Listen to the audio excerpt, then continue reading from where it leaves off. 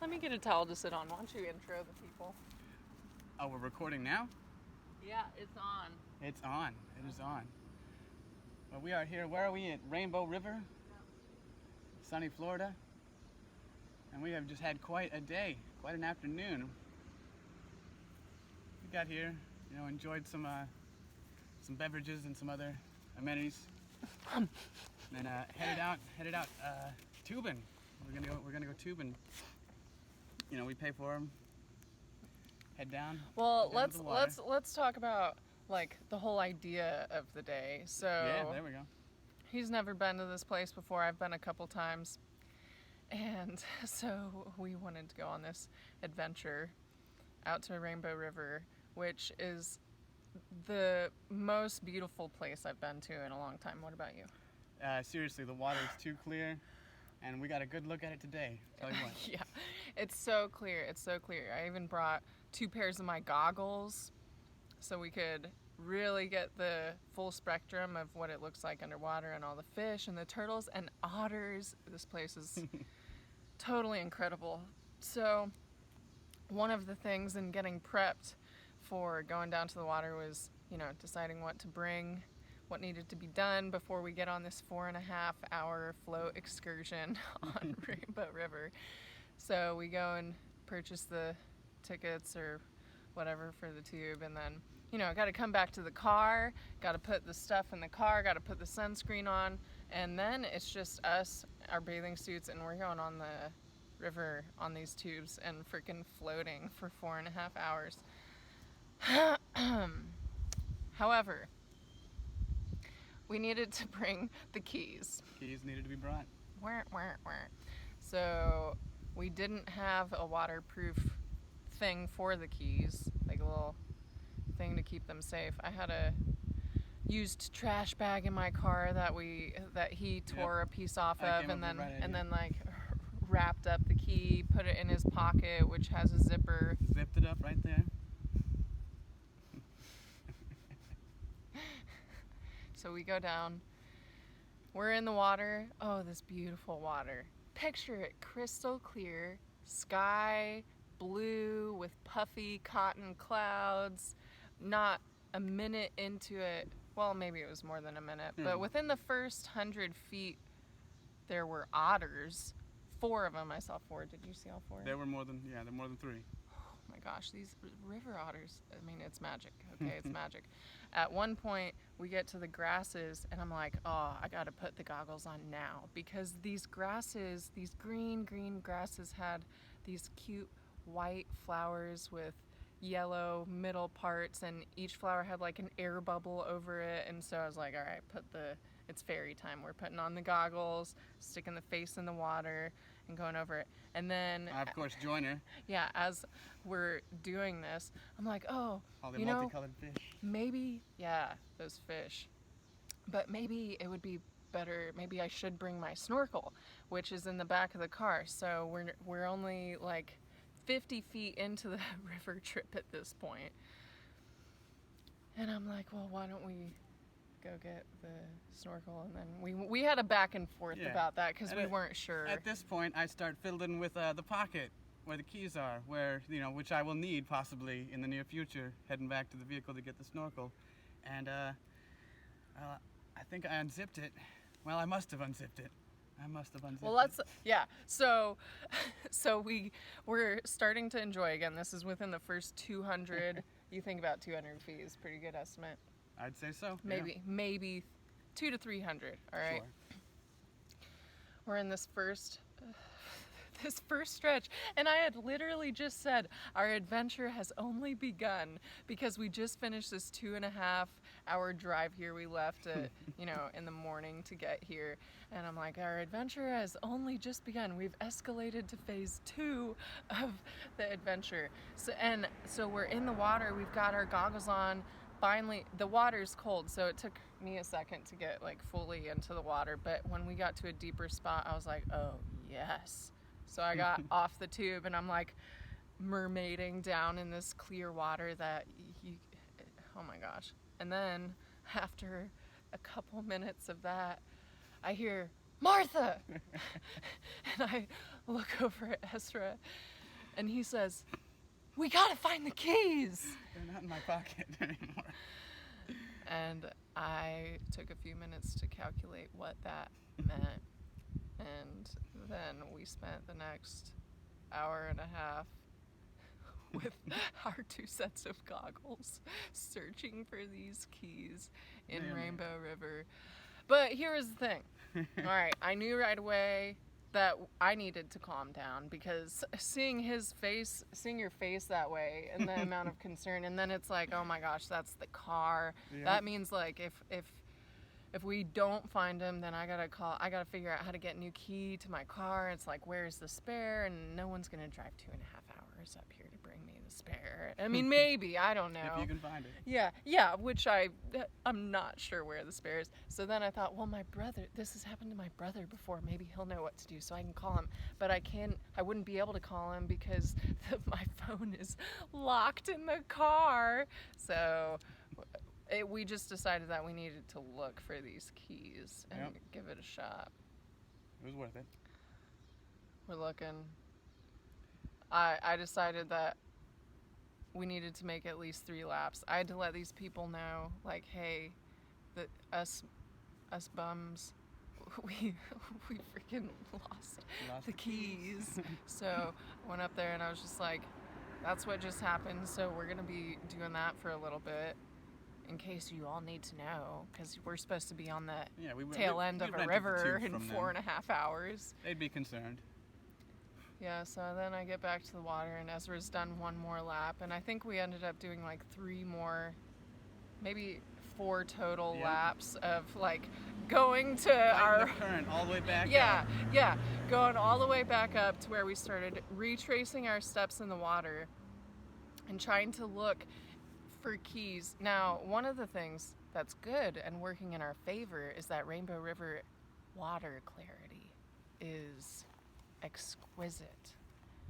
What is not going for us is the current, which possibly could have carried the keys anywhere by this point. What's not going for us is there are an F-ton of shadows that probably closely resemble black trash bags that are holding the keys at the moment, wherever they are. And also, these grasses are deep, some of them. So if the keys got lost in a specific area, it's like there's no way, because these grasses are 3 or 4 feet long. Yeah, maybe they'll move in the water a little bit and you'll see below there. We'd have to get really lucky. I told lucky. Ezra at one point, I think it was when we were first assessing, because we had to call a team meeting. I had to be like, okay, let's talk about this. I had to meditate. I didn't have to. I just knew it would help. It was I necessary. felt like I would think be it was necessary. clearer. Yeah. You know, because I was trying to align myself into the reality where the keys became found and I had them again. So that I was like over there trying to work a little magic. We swam around, didn't find it. Another lap, didn't find it. Another lap, didn't find it. Yep. At that point, we had to suck it up. She said, let's go be adults. Yeah. I was committed to finding these keys. You know, every lap we went, I was like, you know, give it my all, because if I'm just half-assing it, there's no way I'm going to find the keys. I got this. Like, let's do it. Worse than a needle in a haystack, but we had to try. Yeah, had to give it the good old college try, and we did. And on the last round, I was like, all right, this is the last round. We're giving it our all. If there's any hope of finding these keys, it's happening in this try, and we're going for it. And we didn't find them. Nope. So we start coming back for the last time. We did pause during part of this to witness the otters. These otters who were floating downstream. I think it was after the first lap of trying to find the keys. Yep.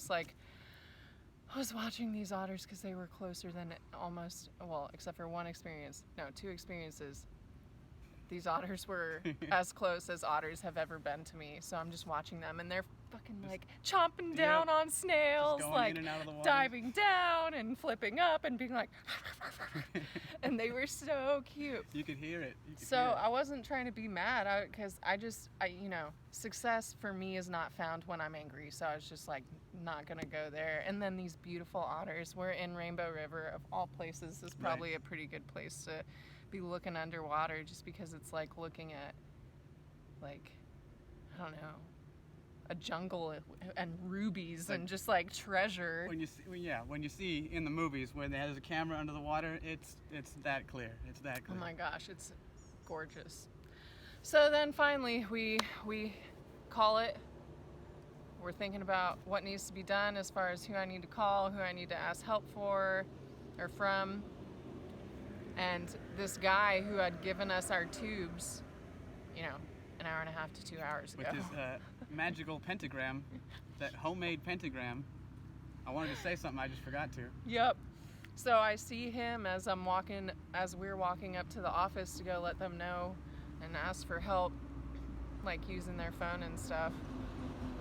And this guy knew something was wrong, and I was just like shaking my head. And then I was like, well, so we've been looking for the keys for an hour and a half, and we haven't found them, so he directed us to a lady to go talk to. And I was fully prepared to like do the whole journey of calling the locksmith, then getting in the car and calling my brother, calling Toyota, getting a spare key made, and I'm just like, all right, well, I've accepted my fate. Yep, here we are. And then the guy with the pentagram brings us to his boss lady. He's like, hey, they got a problem. And then I told her that we lost the keys, and she goes, you're looking for keys? What do your keys look like? And I'm like, I take a deep breath because I'm like, I'm just, there's not a freaking chance. I'm just like, well, they're, and she freaking pulls. Just looking right on the back. I look hanging on that hook through the window into their little office space, and on the hook is my set of keys, The which laser is, pointer.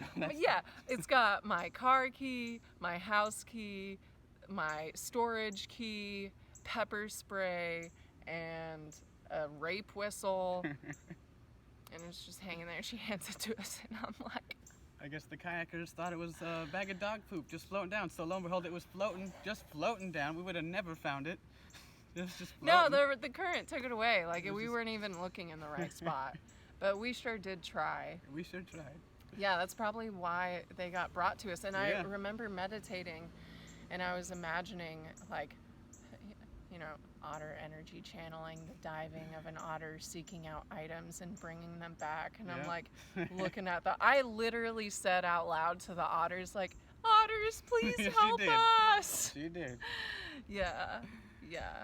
I told Ezra that we have to be like, if reality isn't working for us, we got to use some magic. That's and so right. then that meditation came in, and somebody down the river had seen this little black trash bag and gone to pick it up. Bless them for going to get litter, which they thought there was dog poop in. Mm-hmm. And they picked it up, found our keys, and returned our keys from miles down the river and brought them here.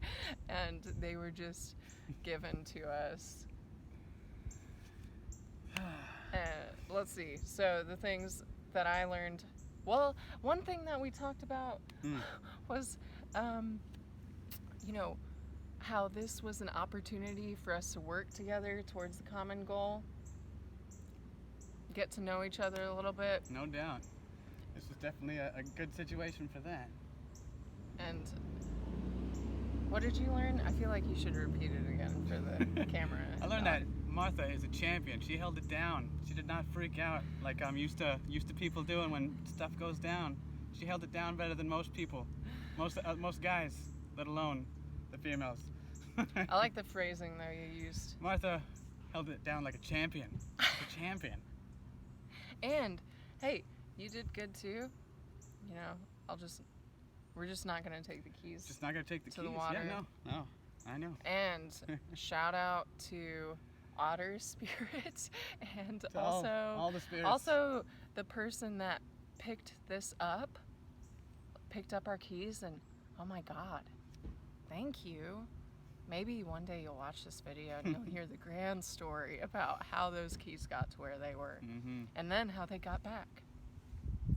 And I would also like to thank the Academy and the fairies and the mermaids. And I have had a couple stories of losing keys. I don't know. I'm not gonna get like. Oh, well. I also thank the spirits of nature, the force that guides us The all, Force! the universal presence. We use the Force, young Padawan. Is there anything else that you'd like to share about that experience? What a relief. I would just like to share the relief, even though we had already aligned ourselves to, it's Whatever not, happened. it's not, no one's injured. It was gonna be fine. Everybody's okay. We'll have to dole out some dough, which, Is what it is. but, Especially it in can these be situations, done. Yeah. and, yeah, that was wild. We just had to tell somebody. It's quite a story while it's still fresh in our minds. Yep. Do you have any comments about like your experience during that whole thing that you haven't said already? No, I feel pretty good about that. Pretty good about it. I didn't lose hope That's that right. we'd be okay. I didn't lose hope that we would be okay. I wasn't sure that we'd find the keys in the grass, but I knew everything was gonna be fine. Yep. Can't lose hope, because without hope, there's not a chance. We Yep. didn't lose hope, Yeah. and there was a chance, and What do that chance came through, that 30%. Right, what are you gonna do? What are you gonna do? I mean, you gotta keep moving. Gotta keep treading the water. Just gonna give up? Yeah, No. you're just gonna No. walk away? Yeah, that was wild. Well, hope you all enjoyed this story. It's probably over now. I think so.